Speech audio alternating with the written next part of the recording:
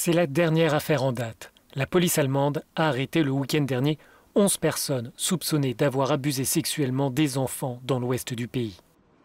L'Europe ne relâche pas ses efforts pour lutter contre la pédophilie, mais le confinement semble avoir accentué les risques pour les plus jeunes face aux prédateurs sexuels.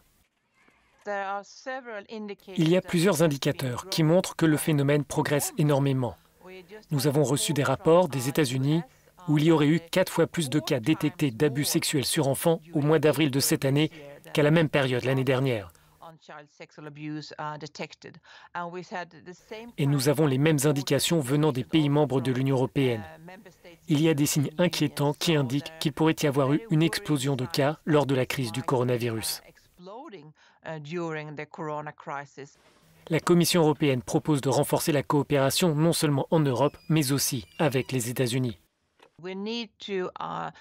Il faut renforcer la coordination. C'est un phénomène mondial et nous devons y répondre ensemble.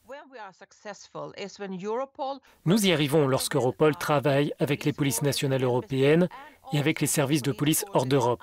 Et alors, nous pouvons poursuivre les criminels et nous pouvons libérer et sauver des enfants. Les enfants ont des droits et nous devons les protéger et nous ne le faisons pas assez. C'est un domaine dans lequel je vais faire de nouvelles propositions pour notre prochaine stratégie.